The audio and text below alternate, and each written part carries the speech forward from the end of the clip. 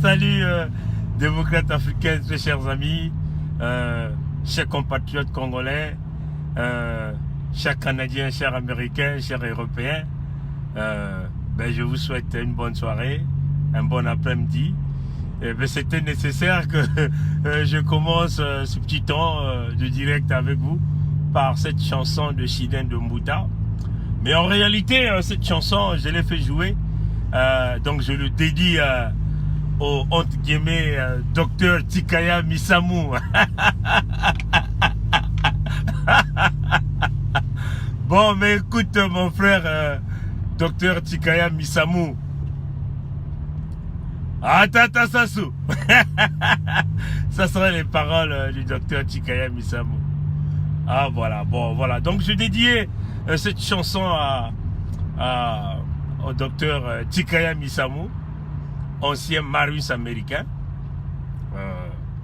qui a eu une notoriété, mais malheureusement il vient de fouler aux pieds sa notoriété. Il vient de fouler aux pieds tout le respect que le peuple congolais avait donné à ce monsieur. Il vient même aussi de déshonorer l'armée américaine. Parce qu'un soldat américain, un véritable soldat qui a fait l'armée américaine, c'est ce soldat-là qui doit comprendre qu'il doit toujours être du côté du peuple, combattre les intérêts généraux et non les intérêts personnels. Bon, nous avons tous vu ces publications. Banqueroute de Tikaya Misamou aux États-Unis. Bon, ça c'est sa vie privée. Certaines publications parlent d'énormes problèmes d'argent, d'énormes problèmes d'argent, des travailleurs qui ne sont pas payés. On continue de facturer les anciens clients pendant qu'on savait qu'on faisait banqueroute.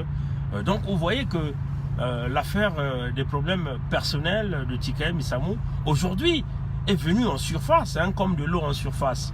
Mais vous savez, généralement les eaux profondes sont les eaux les plus douces, mais les plus dangereuses. On a toujours dit que si jamais vous ne cherchez à sortir votre tête sous l'eau, ou si vous sortez votre tête sous l'eau, dans le mauvais sens, pour aller prendre les choses, mais vraiment tous vos problèmes vont aussi se mettre à la surface. Nous, on ne pouvait pas connaître les problèmes internes, personnels de Tikaya Misamou, mais du fait qu'il a fait sa sortie pour aller au Congo en grande pompe, en venant avec des publications, des photographies, et qui a choqué cette diaspora d'émotion, le peuple congolais d'émotion, parce que nous avons toujours dit que nous mènerons ce combat jusqu'à la fin avec zéro émotion, et nous n'aurons jamais d'émotion avec ceux-là qui complotent, qui tournent leur dos au peuple congolais. Donc, Tikaya Misamou, je l'ai beaucoup respecté. Jusqu'aujourd'hui, je continue de le respecter. Mais, je ne condamne pas ses problèmes personnels, ses problèmes financiers. Parce que y a des entreprises qui ont fait banqueroute, ça c'est reconnu. Le président américain Donald Trump aussi avait fait banqueroute avec l'affaire de l'université Trump. Pour ceux qui connaissent l'affaire de l'université Trump à Floride, ils doivent reconnaître ça. Plusieurs grands entrepreneurs ont fait banqueroute et puis ils se sont redonnés après. Ils se sont redonnés, ils se sont rentrés comme un maquis et puis revenir, ils sont devenus des bons entrepreneurs. Aujourd'hui, par exemple, le président américain Donald Trump qui avait fait banqueroute avec l'université Trump, mais aujourd'hui, il est le président des États-Unis d'Amérique. Donc l'homme le plus fort, le plus puissant. Vous voyez? Donc les problèmes personnels de Tikaya Misamou, je ne rentre pas trop là-dedans. Parce que ça c'est une vie privée. Vous voyez? Mais une vie privée qui est devenue publique parce qu'il a voulu que ça soit public. Mais ce que moi je condamne, comme la plupart des Congolais condamnent, c'est que l'homme savait qu'il avait ces petits problèmes. Et donc le voilà courir à Brazzaville en grande pompe. Et on le voit sur toutes les plateformes. Mais c'est cela le régime Sassou. Le régime Sassou, quand puisque ce régime sait aujourd'hui que Tikaya Misamo a des problèmes financiers. Et donc vous croyez que ce régime-là va lui donner beaucoup plus de considération? Non, nous ne pensons pas, parce que ce régime sait que l'homme est venu par un intérêt. Il est venu pour lui aussi prendre sa part du gâteau. Donc, escroquer le peuple congolais. Et donc, ce régime va malmener Tikaya Misamo. On vous le dit, hein. Et mon frère Tikaya Misamo, si tu m'écoutes, hein, puisque tes problèmes personnels font surface partout sur le net, et les membres de ce régime, vicieux qu'ils sont, dangereux qu'ils sont, manipulateurs qu'ils sont, destructeurs qu'ils sont, ils vont te malmener. Ils vont d'abord, t'utiliser, hein. Ils vont même te sodomiser, hein. Regarde, un costaud comme toi, l'homme qui a dans ta formation militaire une moralité bien assise, parce que tu as fait l'armée la plus puissante du monde, hein, quasiment parmi les plus puissantes du monde, mais ce régime-là vont t'utiliser, ils vont te sucer, ils vont te briser. Parce que souviens-toi, hein, nous avons toujours dit que quand Sassou te brise, il ne brise pas que toi, il brise toute ta famille, il brise tes enfants, il te brise à l'intérieur de ton moral, à l'intérieur de ton cœur. Sassou va te sodomiser, il va le faire, il va te descendre le pantalon, il va le faire. C'est comme ça Sassou, parce qu'il sait que tu es venu, parce que tu cherches de l'argent, parce qu'il sait que tu as des problèmes financiers. L'unique moyen pour toi de s'en sortir, c'est de chercher d'aller prendre l'argent facile du Congo. Et donc ces gens-là vont te faire tourner, ils vont t'utiliser. Voilà pourquoi on commence à te bondir comme un trophée, hein, comme un trophée. Vous avez vu le compatriote, le jeune homme qui est à Paris, qu'on appelle Rostel Bakwa, hein, quand il est parti au Congo, on l'a vu rencontrer les Mongala, il a rencontré tout ce monde, il est passé à la télé Congo. Et aujourd'hui, nous avons aussi vu Tikaya Misamo sur Vox TV. Et Vox TV appartient à qui? Est géré par qui? Par Véron Mankou. Véron Mankou travaille pour qui? Travaille pour Denis Christel Sassou. Vous voyez? Donc Vox TV, c'est un média du régime Sassou. Donc, M. Tikaya Misamo, Marines américain, qui veut vouloir suyer l'honneur, son honneur. Vous voyez? Quelqu'un qui a été décoré, hein, par les États-Unis d'Amérique, par les forces armées américaines. L'homme qui a fait la guerre d'Irak, d'Afghanistan, couronné. Mais il est allé simplement détruire sa réputation. Et moi, c'est ça qui me choque. Comment ça fait-il qu'un homme qui s'est battu par ses propres efforts pour construire sa carrière, mais cet homme lui-même se décide encore d'aller briser sa carrière, d'aller briser sa réputation. Alors, c'est ça qui me fait pitié, parce que, connaissant le régime Sassou, ils connaissent que tu es faible, tu es affaibli sur tous les plans. Ils vont te manipuler, ils vont t'utiliser, ils vont te demander à faire ce que tu n'as jamais vraiment voulu faire dans ta vie. Et c'est déplorable parce que tu as voulu aller mettre ton pied dans l'enclos du loup. Et quand on met le pied dans l'enclos du loup, au moins qu'on ait un plan D pour sortir de là vivant. Mais si on n'a pas un plan D pour sortir de là vivant, alors les loups vont simplement te dévorer. Voilà pourquoi j'avais commencé ce direct en vous faisant passer cette chanson de Chiden de Mouta. Et quand il parle de la richesse, pour obtenir de l'argent, tu dois travailler fort. Tu dois obtenir l'argent avec la sueur de ton front. Tu ne peux pas voler quelque chose de quelqu'un, tu ne peux pas aller prendre quelque chose facilement. Même la Bible chrétienne vous le dit, tu ne voleras point. Tu dois tout obtenir par la sueur de ton front, par ton intelligence. Comme il est dit chez les Bayari. Les Bayari, c'est on peut dire, un groupement d'ethnies au niveau de la Bouenza au Congo. Donc il dit que chez nous, c'est l'intelligence qui donne l'argent. Hein, c'est l'intelligence. Mais on ne suit pas le bonheur en vitesse. Hein, en vitesse. On court, on va aller prendre ce qui est facile. Il faut souffrir. Mais je comprends que tu connais parce que tu as été un entrepreneur. Tu as fait le parcours du combattant. Tu connais qu'est-ce que c'est l'entrepreneuriat. D'ailleurs, par tes conférences que tu vas passer à Brazzaville, que tu vas aller passer un peu partout en Afrique, que tu as déjà passé en France avec Norba de Paris, que je salue en passant. Norba, je te salue. Voilà, Norba qui t'a soutenu. Vous voyez comment Norba de Paris aussi, c'est un entrepreneur. C'est un entrepreneur, mais il travaille fort. c'est un maçon, un constructeur, un maçon. Il construit les maisons, il construit les murs, il travaille avec ses mains. Norma a de la notoriété, a aussi une grande popularité. Mais Norma pouvait aussi baisser son pantalon. Le régime l'a courtisé, mais il a dit non. Hein? Il a dit non.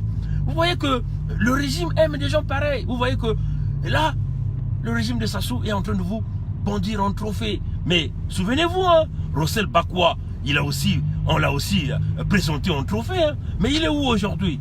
Il est jeté à Paris. Hein. Il fait partie d'un gouvernement fictif, hein, géré par Marcel Makome, qui a pleurniché devant Sassou, le même Sassou qui l'a humilié. Vous voyez? Et il est avec Gilbert Moudirou, celui qui est toujours dans les combines. Et en réalité, c'est l'agent secret de Sassou Nguesso. Nous connaissons dans l'affaire procès Moukoko, nous connaissons dans plusieurs coups fourrés que Moudirou est à l'intérieur. Donc vous voyez que aujourd'hui, le régime Sassou, c'est cela. Hein? Si vous voulez combattre Sassou, même dans votre souffrance, dans votre difficulté, c'est mieux pour vous de manger ce petit pain dans les poubelles en Occident que se mettre votre pied dans la jungle. Ça, c'était mon gros message à mon frère que j'aime beaucoup, Tikaya Misamu, Mukongo Waboko. Voilà, donc c'était mon message envers lui. Deuxième point que nous allons d'ailleurs terminer par là, le peuple congolais, le Congolais affaibli et qui est toujours dans des émotions. Oui, toujours dans des émotions. Et qu'est-ce que ce Congolais-là a vu? On a vu Sassou déjà, qui on l'attendait à Moscou parce qu'il devait arriver à Moscou hier à 17 h, mais jusqu'à minuit, il n'était jamais arrivé. Il n'était jamais arrivé.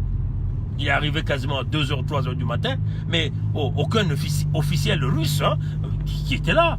Hein, parce que les quelques administrateurs qui l'attendaient l'ont traité de fou, l'ont traité d'un homme qui n'est pas sérieux. Bon, il est passé par l'Italie, il s'est retrouvé en Moldavie. Moldavie, c'est entre la Roumanie et l'Ukraine. Nous connaissons la Moldavie par ces groupes de rébellion qui ont créé la cessation entre ce pays. Et nous savons que ce pays a d'énormes quantités des armes, hein, la prolifération des armes, vous voyez. Et donc, bon, on nous fait miroiter aucun problème d'aéronef qui est tombé en panne. Bon, c'est certainement vous hein, qui allez croire à cela, et ça va vous flouter. Bon, on ne sait pas, est-ce qu'il a atterri du côté des rebelles ou du côté de Tissiso, donc la capitale. Nous ne savons pas. Combien de quantités d'armes il a marchandé là-bas, il a acheté, nous ne savons pas. Mais ne vous en faites pas. Le système du baie vitré, tout le monde voit tout le monde écoute tout le monde parle à tout le monde, a mis toute la machine russe là-dedans. Et nous allons vous venir avec tout le grand dossier. Souvenez-vous, nous avons maintenant un bras partenariat au Kremlin qui travaille avec nous. C'est ça qui est la vérité. Et donc, tout le voyage de Sassou sera dépouillé. Bon, le peuple congolais, affaibli des émotions, ont vu Sassou être reçu. Souvenez-vous qu'avant qu'il ne parte, nous avons déjà annoncé les dates et les heures de ses voyages. Nous l'avons déjà dit. Et il avait déjà délégué des gens à aller négocier quelques rencontres avec quelques officiels russes. Mais, en tout cas, à notre connaissance, selon nos sources, en tout cas, nos sources nous disent qu'ils ne savent pas que si le président Poutine l'a programmé. En tout cas, en ce moment où on nous parle, nous n'avons pas cette information. Nos sources nous disent que ce n'est pas programmé. À moins que l'homme négocie, dépense encore de l'argent, achète encore sa rencontre avec le président Poutine, possible. Mais nous attendons de voir. Mais le Congolais, qui est affaibli par des émotions, quand il a vu Sassou dans une petite salle, hein, dans une petite salle à la Douma, donc au Parlement russe, reçu par un petit comité parlementaire, reçu par une petite commission business, hein, c'est cela. Hein. Ils se sont déjà mis à faire des commentaires. Ah voilà, les Russes sont contre nous. Et voilà, Sassou a été reçu par le Parlement. Mais souvenez-vous, hein, la télé Congo va utiliser ça comme une image de propagande. Mais si vous avez vu, il n'y a pas eu le drapeau congolais. Il n'y a pas eu le drapeau congolais. Toujours debout. Comprenez-vous qu'un homme qui a quasiment fait plus de 34 ans au pouvoir, mais il continue à lire des papiers. mot à mot, lettre par lettre. Hein, il n'a jamais fait un discours imprévu. Totalement rien, totalement pas. Vous voyez? Et donc, c'est une petite commission parlementaire qu'il a reçue. Il n'a pas été devant l'Assemblée, hein, de la Russie. L'Assemblée de la Russie ne compte pas, on peut dire, 75 députés qu'on a vus là. Hein, chers amis? Hein? La Russie est un très grand pays. Donc, l'Assemblée veut dire quoi? Vous avez les sénateurs, vous avez les députés, vous avez les dignitaires de ce pays, vous avez les religieux. C'est ça qu'on donne l'honneur à un chef d'État, entre guillemets, un chef d'État qu'on reçoit chez eux avec beaucoup d'honneur. C'est comme ça que ça se passe. Vous voyez? Mais si vous êtes reçu par une poignée de députés, parmi ces poignées de députés, il y a des députés qui veulent aller soutirer aussi le pactole à Sassou. Vous comprenez que cette image, on ne peut pas vous le présenter comme étant une image qu'on va vouloir dire que l'homme a été reçu en grande pompe en Russie. Vous voyez, chers amis? Donc, ça c'est sur ce point. Bon, le discours, il est connu. Hein? Sassou demande quoi? Il demande aux Russes de venir lui implanter l'industrie, l'énergie nucléaire. Bon, écoutez, on est malade. Le Congo est entouré des sources d'eau, hein, de partout. Nous avons toujours dit, notre pays a des potentialités de générer 14 000 mégawatts d'électricité avec de l'énergie hydroélectrique. 14 000 mégawatts. Ça veut seulement dire que notre pays est capable d'être le leader de la sous-région en énergie. Bien sûr, à côté de Inga, de la République démocratique du Congo qui est là. Vous voyez? Donc, si vous avez Inga qui peut vous produire de l'énergie, vous êtes même incapable de pouvoir électrifier tout votre pays, même en achetant de l'électricité en République de la République démocratique du Congo, alors ça pose véritablement un problème. Voilà un homme qui, il est dans l'illusion, il est dans la superstition, Sassou. C'est un homme qui n'a plus de moralité. Mais Sassou est devenu un malade mental. C'est ça qui est la réalité. Et donc, il veut que les Russes viennent construire l'industrie nucléaire. Donc, l'énergie nucléaire au Congo. Mais c'est quoi le plan de Sassou? Sassou maintenant vise quoi? Il vise maintenant quoi? L'enregistrement d'uranium alors. Et c'est ce qu'il est en train de viser, l'enregistrement d'uranium. Et donc Sassou vise prochainement d'obtenir la bombe atomique. C'est cela. Pour jeter seulement la bombe atomique une fois dans tout le pays, pour que ce pays-là s'autodétruise, comme il a toujours dit qu'il va brûler ce pays avant de mourir. C'est cela. Mais vous voyez que les mentalités de l'homme, ça nous démontre que l'homme n'a pas un cerveau. Et donc, c'est à nous, le peuple, de prendre la conscience. Aux amis du Congo et qui sont en train de penser à 2021, attendez-vous aux jours qui vont venir. Ben, Sassou va vous annoncer, il va vous faire encore un discours, il va convoquer son parlement comme il a fait, comme déjà ce même parlement est allé trahir le Congo. Ben, Sassou va vous dire qu'il ne va pas organiser, entre guillemets, l'élection de 2021. Et il va dire qu'il n'a pas les moyens pour organiser cette élection, donc il va continuer son pouvoir, il y aura plus d'élections au Congo. Et c'est cela, un autre plan B qui est en train de se préparer. En plus, le même Sassou, qu'est-ce qu'il dit aux Russes? De lui construire l'énergie nucléaire, et encore, il demande aux Russes de venir construire le gazoduc. Le gazoduc. Et l'argument qu'il donne aux Russes, il dit aux Russes, mais écoutez, vous êtes en Centrafrique, et vous avez besoin du gaz, vous avez besoin d'énergie, vous pouvez même implanter ou installer une turbine à gaz en République centrafricaine. Et donc, il suffit seulement que vous ramenez le gaz. Moi, je vous donne le gaz gratuitement. Voilà les arguments qu'il est en train de donner aux Russes. Donc, et puis, il demande aux Russes, vous allez construire ce gazoduc avec votre propre argent. Et donc, les Russes seront les propriétaires de ce gazoduc-là. Et donc, Sassou, ce qui est plus important pour lui, c'est seulement que le gaz quitte Pointe-Noire, que le gaz arrive à Oyo. Un point, c'est tout. Le reste, c'est la gestion des Russes. Vous voyez, chers amis? Et vous voyez que, bon, nous savons que, bon, s'il y a des Russes qui veulent rentrer dans le bourbier d'escroquerie de Sassou, ils vont certainement rentrer là-dedans. Parce que les garanties qu'il donne aux Russes, il dit, quand vous êtes là, militairement, vous allez vous installer tout au long de partout où va passer ce gazoduc et vous allez continuer à assurer la sécurité de votre gazoduc. Donc, en fin de compte, une puissance militaire russe qui va arriver s'installer au Congo pour pérenniser le pouvoir dans le clan, puisqu'il va être donc le partenaire, le pouvoir dans la famille, et donc les Russes vont assurer sa protection. Et entre-temps, les Russes auront leur gaz au niveau de la République centrafricaine, et voilà les arguments que Sassou est en train de donner. Bon, le président Poutine n'est pas un con, le président Poutine, c'est un homme intelligent. Ne pensons pas que le président Poutine va embarquer dans le piège, dans le bourbier de Sassou, sachant déjà que peut-être que le FMI ne va même pas lui donner l'argent, ce prêt, ce 5 juillet que nous sommes en train de partir. Vous voyez, chers amis. Donc, on vous le dit, peuple congolais, vous n'avez pas de choix. Sassou se prépare militairement. Il prépare encore.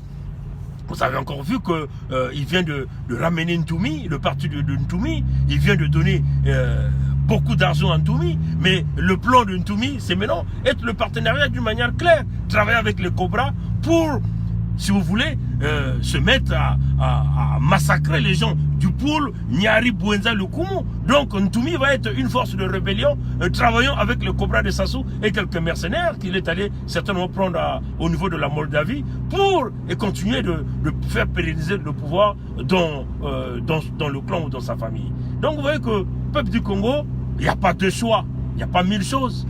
Il faut buter Sassou, c'est tout. Il faut buter cette ordure, c'est tout. Il n'y a pas autre chose. Et c'est ce que en réalité, Sassou est en train de préparer, parce qu'il sait qu'il risque de ne pas avoir l'argent du Fonds monétaire international. Sassou se prépare avec les armes, Sassou se prépare avec des mercenaires, parce qu'il a même peur que même les gens de son propre clan puissent maintenant simplement se dire, mais écoutez, du moment où on n'a plus la signature de FMI, on n'a plus de choix, mais il va falloir que nous puissions dynamiter l'enfant laissé par Mouebara. Vous voyez, chers amis. Donc, c'est une honte pour Julienne ou Emilienne Mouebara. C'est une honte pour cette femme qui a laissé un fils qui est en train de terroriser toute une nation, qui est en train de terroriser, si vous voulez, les citoyens du monde vivant au Congo-Brazzaville. C'est une honte pour ce fils qu'il a laissé dans ce monde, qui est en train de donner du headache, comme on dit, des maux de tête à beaucoup de gens, pas seulement les Congolais, même les Chinois ont du headache, même les Russes ont du headache.